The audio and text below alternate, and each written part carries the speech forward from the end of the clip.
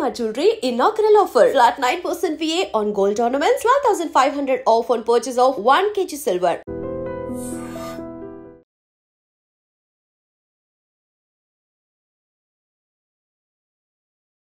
Hi hello నమస్తే welcome back to our channel. నేను మీ వైషు.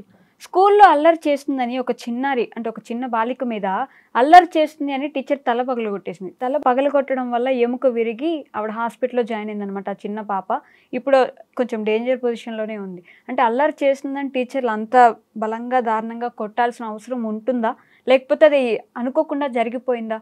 ఈ విషయం గురించి మాట్లాడడానికి ఈరోజు నాతో పాటు సోషల్ యాక్టివిస్ట్ కృష్ణకుమారి గారు ఉన్నారు. మేడంతో మాట్లాడదాం. హలో మ్యామ్, నమస్తే. నమస్తే. స్కూల్లో పిల్లల్ని మా చిన్నప్పుడైతే రోడ్ నీట్ చైనా కొట్టేవాళ్ళు, కాకపోతే తల పగలు కొట్టేంత డేంజరస్గా అయితే ఎప్పుడు ఎవరిని కొట్టుండరు. చిన్న పాప అల్లరి చేస్తుందని చెప్పేసి కొట్టడం వల్ల తలలోంచి ఎముక బయటకు వచ్చింది. మరి అంత డేంజర్గా కొట్టడం అవసరం అంటారా మ్యామ్ పిల్లల్ని సరిచేయాలంటే? అసలు పిల్లల్ని కొట్టడం కాదు, కోప్పడాల్సిన అవసరం కూడా లేకుండా పిల్లల్ని పెంచడం ఎలా అనే ఒక కళని నేర్చుకోవాల్సిన అవసరం ఉంది. ఓకే, తల్లిదండ్రులు కానీ టీచర్లు కానీ. అయితే అది అంత ఈజీ కాదు. దానికి కొన్ని స్కిల్స్ మనం నేర్చుకోవాల్సిన అవసరం ఉంది. How to deal with children అని తల్లిదండ్రులు నేర్చుకోవాలి. ఇదేమి తల్లిదండ్రులు అయ్యే ముందు స్కూల్స్ ఏమి ఉండవు కదా పిల్లల్ని ఎలా పెంచాలి అనేది. మనం చాలామంది తల్లిదండ్రులు పిల్లల్ని పెంచుతూ పిల్లలతో పాటు పెరుగుతూ ఉంటారు. అలాంటప్పుడు తప్పొప్పులు సహజం. వాళ్ళకి తెలిసిందల్లా ఏంటంటే మా అమ్మ నాన్న బిహేవ్ చేసినట్టు మాతో మేము మా పిల్లలతో చెయ్యము అనుకుంటారు. కానీ అనివార్యంగా అప్పుడున్న ఛాలెంజెస్ వేరు ఉంటాయి పిల్లల్ని పెంచే విషయంలో, ఇప్పుడుండే ఛాలెంజెస్ వేరుగా ఉంటాయి. అందుకని ఎప్పటికప్పుడు మోడర్న్ అవ్వాల్సిందే. అంటే పిల్లల తెలివితేటలకి, పిల్లల శక్తి సామర్థ్యాలకి, పిల్లల యొక్క క్రియేటివిటీకి, వాళ్ళ మనస్తత్వాలకి, మారిన కాలంతో పాటు మారుతున్న మనస్తత్వాలకు తగ్గట్లు మనం మారాల్సిన అవసరం ఉంటుంది. ఎంత గుడ్ పేరెంటింగ్ అన్నా, ఎంత గ్రేట్ పేరెంటింగ్ అన్నా, ఎక్కడో ఒక చోట పేరెంటింగ్లో లోపాలు ఉంటాయి, ఉండవు అని చెప్పట్లేదు. అయితే టీచర్లకు కూడా ఇది వర్తిస్తుంది. కాకపోతే ఖచ్చితంగా టీచర్లు ఇప్పుడు తల్లిదండ్రులకి ఒక ఎక్స్క్యూజ్ ఉంటుంది. మా పిల్లలు మేము కొట్టుకున్నాం అంటారు. కానీ కొన్ని దేశాల్లో అలా పిల్లల్ని కొడితే ఊరుకోరు, తల్లిదండ్రులు కూడా ఊరుకోరు. మీకు పెంచడం చేత కావట్లేదు, మేము తీసుకెళ్తాము అని చెప్పి పిల్లల్ని తీసుకెళ్ళిపోతారు. కొన్ని దేశాల్లో తల్లిదండ్రులకు భయంకరమైన పనిష్మెంట్స్ కూడా ఇస్తూ ఉంటారు. సరే, అది అలా ఉంటే ఇప్పుడు కనీసం మనం టీచర్ల దగ్గర నుంచి ఎందుకు ఎక్స్పెక్ట్ చేస్తాము అంటే, ఇప్పుడు పిల్లలు ఎలా ఉంటారంటే అమ్మా నాన్న కరెక్ట్ చెప్పినా కానీ మా టీచర్ ఇదే చెప్పింది ఇదే కరెక్ట్ అనుకుంటారు. టీచర్ల మీద వాళ్ళకి ఆ విధమైన గురి ఉంటుంది, ప్రేమ ఉంటుంది, ఇష్టం ఉంటుంది. మరి అలాంటప్పుడు టీచర్లు ఎంత జాగ్రత్తగా ఉండాలి, చాలా జాగ్రత్తగా ఉండాలి. అయితే ఎందుకు టీచర్లు ఇంత భావావేశానికి లోనవుతున్నారు, ఎమోషన్స్ని ఎందుకు, భావోద్వేగాలను ఎందుకు కంట్రోల్ చేసుకోలేకపోతున్నారు అంటే, టీచర్లు కూడా మన సమాజంలో అంతర్భాగమే. ఇప్పుడు తల్లిదండ్రులకు భావోద్వేగాల అదుపు తక్కువ ఉంటున్నట్లుగానే, పిల్లల్లో అల్లరి శాతం పెరిగినట్లుగానే టీచర్లకు కూడా వాళ్ళ కష్టాలు, వాళ్ళ బాధలు, వాళ్ళ ఈతి బాధలు అన్నీ ఉంటాయి.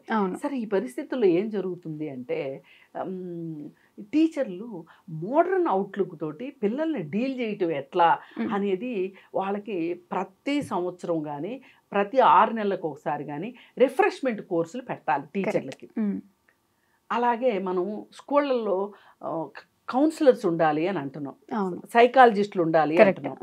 ఈ కౌన్సిలర్లు, సైకాలజిస్టులు స్కూల్లో ఉన్నారనుకోండి, ఇప్పుడు టీచర్లకు కూడా ఉపయోగమే. అది ఉభయతారకంగా ఉంటుంది.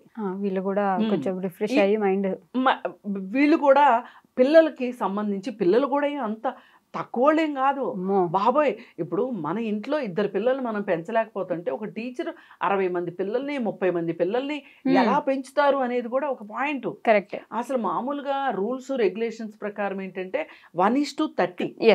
ఒక క్లాస్ రూమ్ లో ఒక టీచర్కి 30 మంది పిల్లలే ఉండాలి. అది ఇది కాదు అనుకుంటే కొన్ని చిన్న క్లాసుల్లో అయితే 2 టీచర్లు ఉండాలని చెప్తారు. కానీ అవి మనం ఈ ప్రైవేటు విద్యలో వాళ్ళు లాభాల కోసం చూసుకుంటారు కాబట్టి కాబట్టి స్కిల్డ్ టీచర్లు తీసుకోరు కాబట్టి ఆ టీచర్లకు మళ్ళీ ఈ రిఫ్రెష్మెంట్ కోర్సులు ఇవన్నీ చెయ్యరు. గవర్నమెంట్ టీచర్స్ కుంటే ఇంకా ఈ రిఫ్రెష్మెంట్ కోర్సులు వాళ్ళని ఎప్పటికప్పుడు లెక్చరర్స్కి వాళ్ళకి రిఫ్రెష్మెంట్ కోర్సులు ఉంటాయి.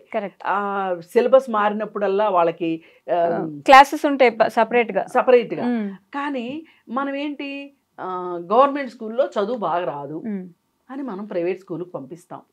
ఇక్కడ అర్థం కావాల్సింది ఏంటి అంటే అసలు మనం ఏ ప్రైవేట్ స్కూల్కి పంపొచ్చు, ఏ ప్రైవేట్ స్కూల్కి పంపకూడదు, అసలు గవర్నమెంట్ స్కూల్కి ఎందుకు పంపించాలి అనే దాని మీద ఈరోజు సమాజంలో ఒక పెద్ద డిబేట్ జరగాల్సిన అవసరం ఉంది.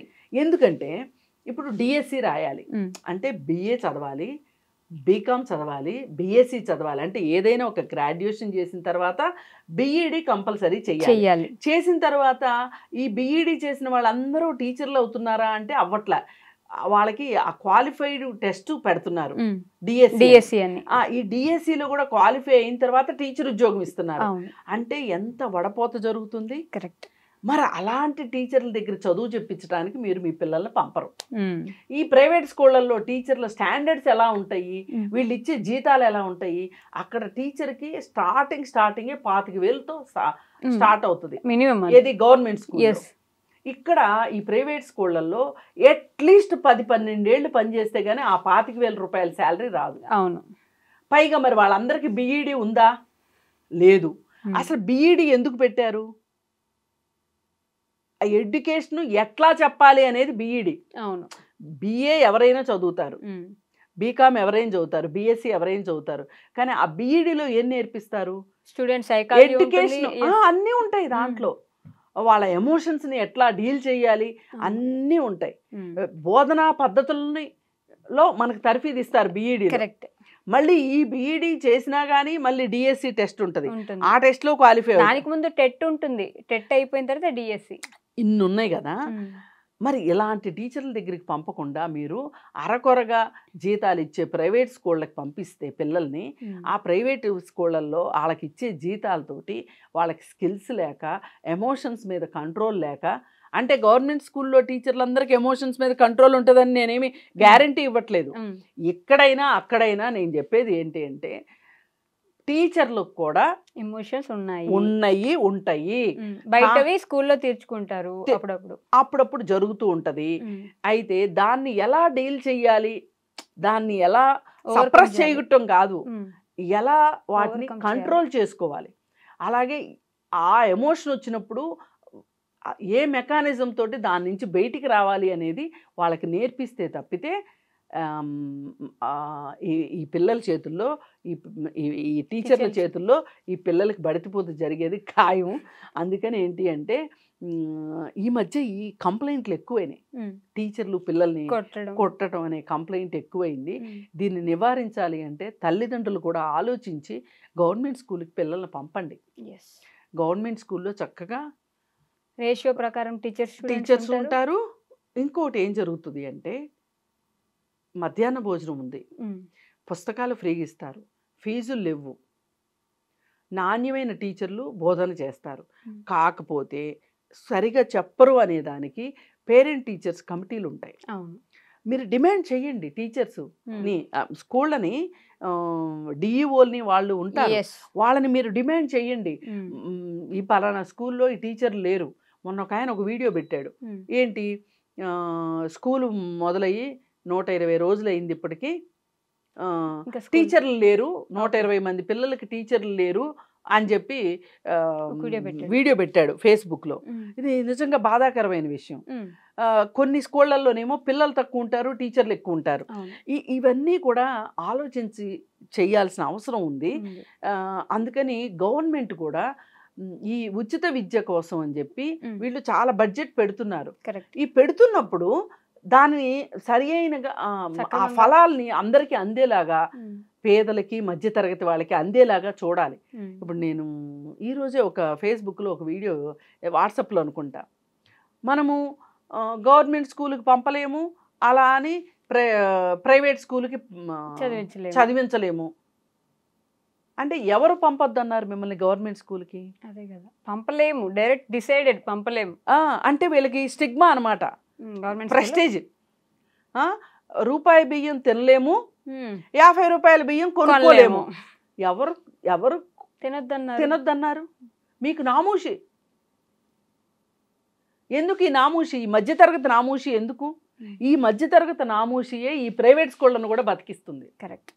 అందుకని ఈ మనుషుల మనస్తత్వాన్ని మార్చుకుని గవర్నమెంట్ స్కూల్కి పిల్లల్ని పంపించండి.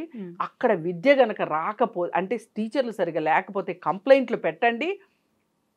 పేరెంట్ టీచర్స్ కమిటీలో పేరెంట్స్ ఉండండి, మాట్లాడండి. మీ హక్కు. ప్రభుత్వ విద్య, ప్రభుత్వ పాఠశాలలో విద్యను పొందటం మన హక్కు అనుకోవాలి, అంతేగాని అది సౌకర్యం కాదు. విద్య హక్కు ఈ దేశంలో, సౌకర్యం కాదు. అందుకని చెప్పి మీరు సౌకర్యాల వెంట తిని తినక రిక్షా వాళ్ళు కూడా ఈ రోజున మా బతుకుల్లాంటి బతుకులు వద్దు మా పిల్లలకి, అందుకే మేము ప్రైవేట్ స్కూల్కి పంపిస్తున్నాం అంటారు. ఏం నేర్పుతున్నారు అక్కడ వీళ్ళకి తెలియదు. అదే కదా. అందుకని ఈ విషయంలో ప్రభుత్వం కూడా ఒక డ్రైవ్ పెట్టాలి. ప్రైవేట్ స్కూళ్ళకి ధీటుగా ప్రభుత్వ స్కూళ్ళు ఉన్నాయి, నిజంగా కూడా ఉన్నాయి. వీటిని వినియోగించుకోండి అని చెప్పి మాట్లాడాల్సిన అవసరం ఉంది. ఇప్పుడు లాస్ట్ టర్మ్లో ఆంధ్రప్రదేశ్లో ప్రభుత్వ స్కూళ్ళన్నిటినీ పునరుద్ధరించారు, మంచిగా మార్చారు. ఇది స్కూలా లేకపోతే ఆట స్థలమా అన్నంత లెవెల్లో చక్కగా, అంటే చాలా ఆకర్షణీయంగా తయారు చేశారు. అంటే ఆకునూరి మురళీ గారు అని చెప్పి ఆయన, ఆంధ్ర గవర్నమెంట్ ఆయన్ని సలహాదారుగా వేసుకున్నారు. ఆయన చాలా బాగా చేశారు. ఆంధ్రాలో స్కూల్స్ ఇవాళ చాలా బాగున్నాయి. అయితే ఇక్కడ తెలంగాణలో ఇప్పుడు ఆయన తీసుకున్నారు, అదే ఆకునూరి మురళీ గారిని తెలంగాణ గవర్నమెంట్ తీసుకుంది ఇప్పుడు సలహాదారుగా. బహుశా ఈ తెలంగాణలో స్కూల్స్ కూడా బాగుపడే రోజులు వచ్చినాయి అనిపిస్తుంది. అందుకే తల్లిదండ్రులు ఖచ్చితంగా ఈ అవకాశాన్ని వినియోగించుకోవాలని నేను కోరుకుంటున్నాను. Okay ma'am, thank you. నిజంగా ప్రస్తుతం ఉన్నటువంటి సమాజం దేనికి ప్రయారిటీ ఇస్తుంది? ఆర్థిక సంబంధాల చుట్టూ మాత్రమే తిరుగుతుంది. మళ్ళీ ఎన్నికలంగానే చాలా విరక్తి కలుగుతున్నాం. మంచి అనిపిస్తుంది కదా, లేడీస్ కూడా ఛాలెంజింగ్ జాబ్స్ చేసినప్పుడు చాలా బాగుంటది. ఫుడ్ డెలివరీ ఇవ్వటానికి వెళ్ళినటువంటి డెలివరీ బాయ్ అనిల్ పై కళ్ళ ముందు